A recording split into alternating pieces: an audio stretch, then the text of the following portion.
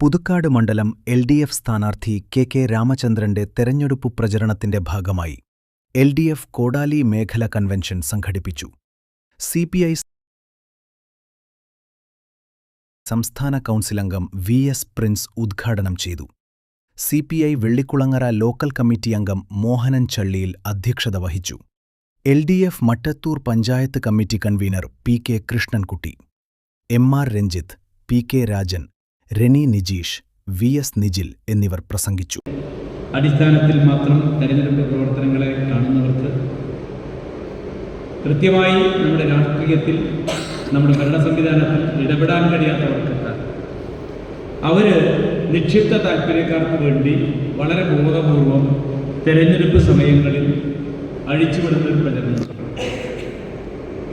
അതിതാണ് ആര് ഭരിച്ചാലും കണക്കാം, അല്ലേ? എല്ലാവരും ഏതാണ്ട് കള്ളന്മാരാണ്. ഇങ്ങനെയാണ് അവതരിപ്പിക്കുന്നത്. ചക്കരക്കുടത്തിൽ കൈയിട്ടാൽ നക്കാത്തവരാരാണ്?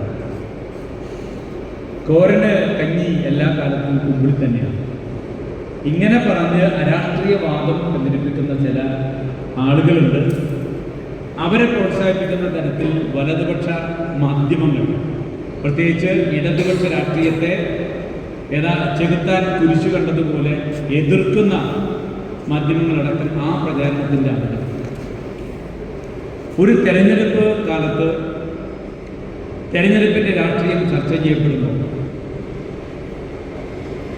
ഒരു ഭരണ സംവിധാനം നിലനിൽക്കുന്നത് എന്ത് നമ്മുടെ നാടിനു വേണ്ടി ചെയ്തു എന്ന് സ്വാഭാവികമായി ചർച്ച ചെയ്യപ്പെടേണ്ടതാണ്. അതിനേക്കാൾ മുമ്പ് ഭരിച്ചിരുന്നവർ എങ്ങനെയായിരുന്നു ഈ സംവിധാനങ്ങളെ കൊണ്ടുപോയിരുന്നത്, അതും നമ്മുടെ നാട് ചർച്ച ചെയ്യപ്പെടേണ്ടതാണ്.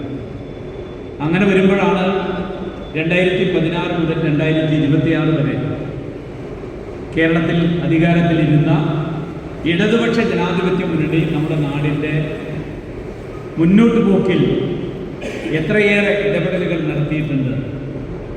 നമ്മുടെ ആ ഇടപെടലുകൾ ഈ കേരളത്തിൽ ജീവിക്കുന്ന മനുഷ്യർക്ക് എത്ര ഗുണപ്രദമായിട്ടുണ്ട് എന്ന് നമ്മൾ തിരിച്ചറിയും. ആ ഒരു തിരിച്ചറിയലിന് മുമ്പ് 2011 മുതൽ 2016 വരെ കേരളം ഭരിച്ച UDFന്റെ ഭരണ സംവിധാനം അവരെന്താണ് നടപ്പാക്കിയിരുന്നത്? അതിനുശേഷം അധികാരത്തിൽ വന്നപ്പോൾ ഇടതുപക്ഷം ആ മേഖലകളെ എങ്ങനെയാണ് മുന്നോട്ട് കൊണ്ടുപോയത്? ഇതൊക്കെ നമ്മുടെ നാട് ചർച്ച ചെയ്യേണ്ടതാണ്. ആ ചർച്ച വളരെ ബോധപൂർവം നമ്മുടെ സമൂഹത്തിൽ നടത്തുന്നതിന് വേണ്ടിയുള്ള ഇടപെടൽ നടത്തേണ്ടവരാണ് നമ്മുടെ ഇടതുപക്ഷ ജനാധിപത്യ മുന്നണിയുടെ പ്രവർത്തകർ.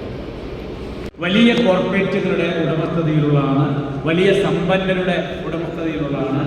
സമ്പന്നരുടെയും കോർപ്പറേറ്റുകളുടെയും രാഷ്ട്രീയം എന്ന് പറഞ്ഞാൽ അത് വലതുപക്ഷ രാഷ്ട്രീയമാണ്, അത് പണക്കാരൻ്റെ രാഷ്ട്രീയമാണ്, അത് നാട്ടിലെ സാധാരണക്കാരുടെ രാഷ്ട്രീയമല്ല.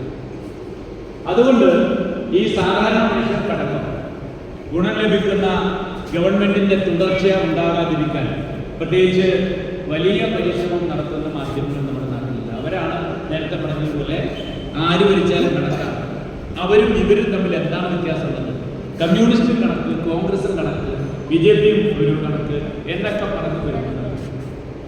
അപ്പോൾ ഈ കാര്യങ്ങൾ അതല്ല. ഇത് ഇടതുപക്ഷം വരുമ്പോൾ എപ്പോഴും സമൂഹത്തിന്റെ നന്മയ്ക്ക് വേണ്ടി, നാട്ടിലെ പാവപ്പെട്ടവന്റെ, സാധാരണക്കാരന്റെ, ഇടത്തരക്കാരന്റെ, സമൂഹത്തിന്റെ ആകമാനം നന്മയ്ക്ക് വേണ്ടിയാണ് പ്രവർത്തിക്കുന്നത് എന്ന് അവരെ ബോധ്യപ്പെടുത്തണമെങ്കിൽ നമുക്ക് ഈ പറയേണ്ടത് ഇല്ലേ?